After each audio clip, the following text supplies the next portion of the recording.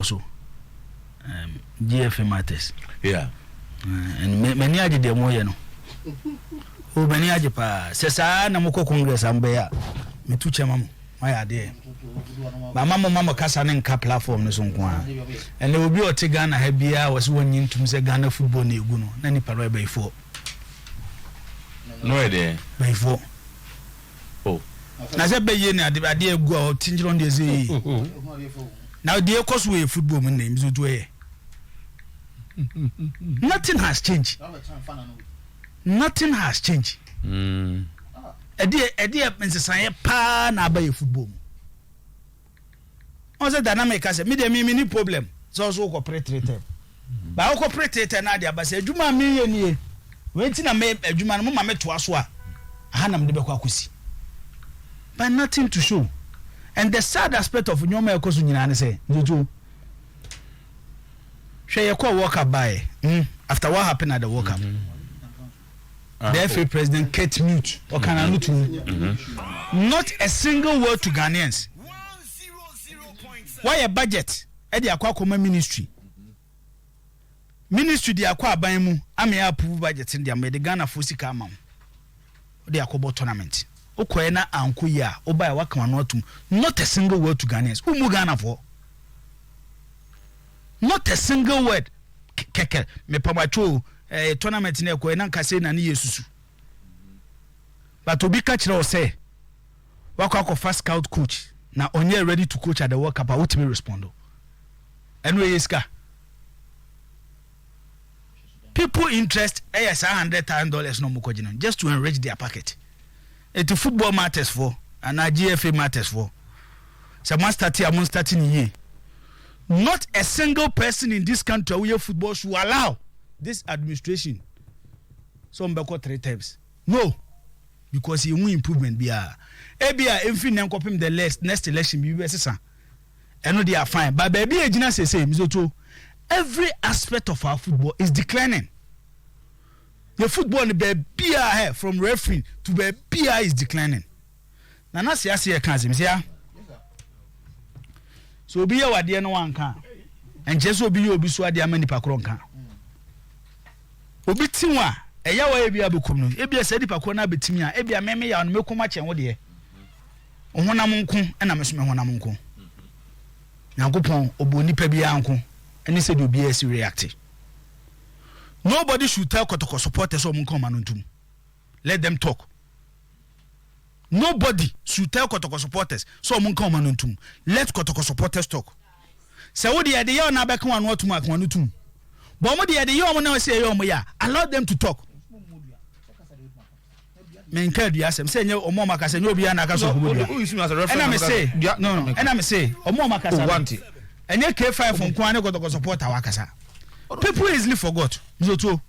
Aya moye na Kotoko fo nya penalty ni bi. E na hwan na sa nyoma no. Etu obi nya bi obi anya bia na obi nya bi obi so nya bi ntia di obi am obi nka. Last year Kotoko ne wafa okruma. Emimi hu bi da. Ya je penalty editia ayi edem etia wafa. Kotoko supporters wuru refi na ma necessary decision. Ana mo refi. Na mo ni kroma. Kotoko ne wafa baba ya sports stadium last year. Refugee penalty ti awafa Kotoko supporters say nya penalty. Ko mo sha omo de ko monim. Omo ye ya ma referee sana adwene. We play in a league. Omo need the only club. Amizoto penalty incident aba. Ye ni VAR by the VAR ajeju omo incident. Ye ni VAR by the VAR ajeju omo incident. Kotoko ko bo R2 this year. Zoto R2 share offside goal. What is Kotoko supporter bi kasai? They went on their coach and the players. But without that offside goal, Kabo na 1-1. And Makotoko 1 point. They didn't complain. But Sadian eyene to so na ya buapayo.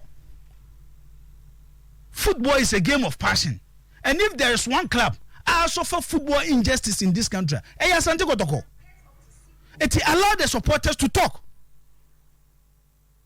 Momo expressing the kind of pain they are going through. Esiwo baby all over the world. A do time and Barcelona dominated Spanish football. Real Madrid supporters started complaining about officiating. Say referees is siwamo. England they see Nancy anya na Conte say ateta for strategy. Sometimes you need to put fear in referees. Because oye nipa dasani zoto nipa bia ye adwuma pesika. Nipa bia be wona to asase bi o wade ope. It is a nyoma nkoye na wo ka wano tum so mi gya nipa na mana de ore a obekoso asisim. Na nyoma akoso recently no. Wo se ma omonkasa. They are supporters. So our club near the Bayo na wonkasa fine, but allow Kotoko supporters to talk.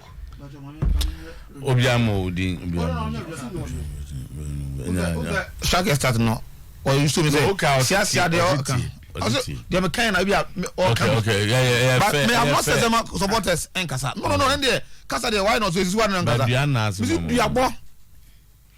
I got that word of advice. We will say Diabono say or also be called Adia Kujani there. Nobody should also try it. Yes, sir. See, everybody one can do was it my supporters and come allow them to talk. I say, yeah, ma'am, and now you can know, Yam Penocre Republic. Sanya man, Yam Penocre. This is Sasia. When we were being this is a football club, I'm so aside the football politics, as of national politics. Yeah. It's what are you trying to say? Say my supporters in Kasa. They support. OT message. No, I also have one from Bernard Cantona. Message number. But to put fear, Mizoto, in referees now.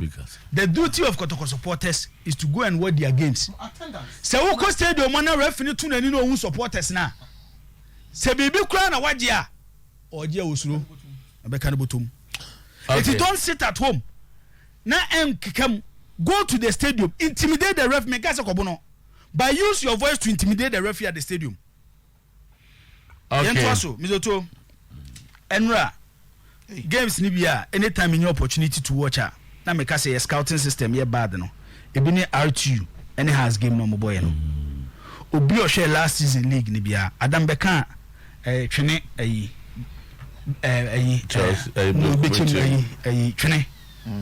one of the finest defensive midfielders in the last season in our league is Sadat. But Yebesa na honi akofa Kasim Olympics. Because no Bobo Accra Sports Stadium. No, but he also had a good season. No more than Sadat. The difference is AB and the team, no. The total performance of the team. And AB RTU the end Olympics. No, Sadat number 8 no. Yes, that method. Yes. Fantastic method. Last season, Zoto Obi Obesha Kotoko ne RTU Accra Sports Stadium.